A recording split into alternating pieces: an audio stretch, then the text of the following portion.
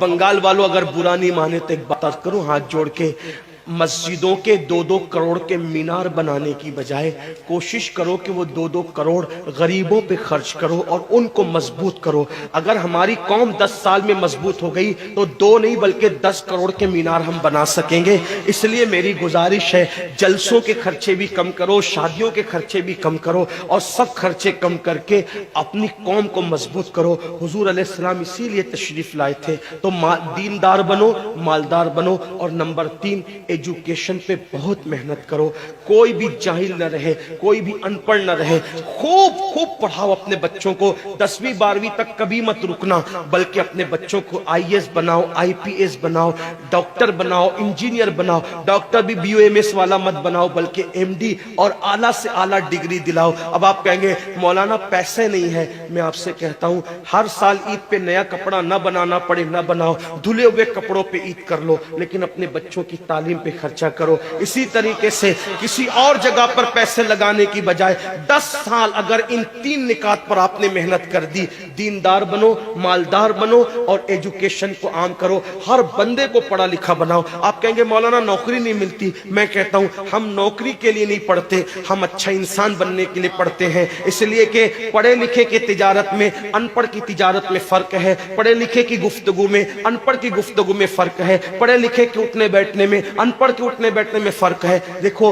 आप, ये नहीं कहता हूं कि आप सब अनपढ़ हो, लेकिन एक बात आपसे कहता हूं, महफिल में पढ़े लिखों का अंदाज और होता है, अनपढ़ लोगों का अंदाज और होता है। खाने में, पीने में, उठने में, बैठने में तालीम को आम करो, दुनिया भी पढ़ाओ, आखिरत भी पढ़ाओ। अपने बच्चों को इतना इल्म दो कि वो मुसलमान रहे, सच्चे मुसलमान रहे, और अपनी बच्चियों को भी इतना इल्म दो, सच्ची पक्की मुसलमान रहे। और स्कूल, कॉलेज, यूनिवर्सिटी में आला से आला तालीम दिलाओ। और याद रखना, गुर्बत का बहाना मत बनाओ।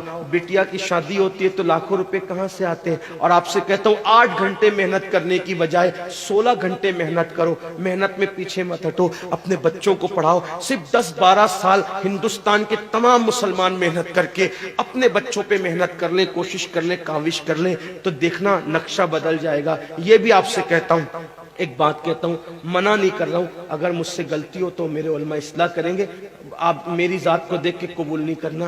बाप के चेहलुम पर 40 देग पकाने की बजाय 1 देग पकाओ। उन 40 देगों का खर्चा बचाकर किसी बच्चे की तालीम पर अपने बाप के इसाले सवाब के लिए खर्चा कर दो। पीर साहब के मजार पर 1 लाख की चादर ला के डालने की बजाय 100 रुपए की चादर डाल दो, बाकी के पैसे बचाकर गरीबों की तालीम पे खर्चा कर दो। पीर साहब के इसाले सवाब के लिए वो उस 1 लाख की चादर से जितना खुश होंगे, वो 100 रुपए की चादर से भी उससे ज्यादा खुश होंगे, क्योंकि आपने किसी को उठा दिया, किसी को आपने तरक्की पे ले गए। एक बात कहता हूं, मेरा पीर जन्नती है तो मेरे पीर को मेरी 1 लाख की चादर से क्या गरज, उसको तो जन्नत में उससे बेहतर लिबास मिल चुका है, उसको तो 1 लाख का उससे बेहतर लिबास मिल चुका है। तो ये बातें तल्ख लगे माफ करना, लेकिन आपसे एक बात कहता हूं, रसूमात से निकलो, हकीकतों की तरफ आओ, रसूमात से निकलो, सच्चाइयों की तरफ आओ। एक दूसरे को गिराने की कोशिश मत करो, एक दूसरे को उठाने की कोशिश करो। आपस के झगड़े खत्म करो। तेरा सिलसिला बड़ा, मेरा सिलसिला बड़ा, तेरी बिरादरी बड़ी, मेरी बिरादरी बड़ी, तेरा पीर बड़ा, मेरा पीर बड़ा।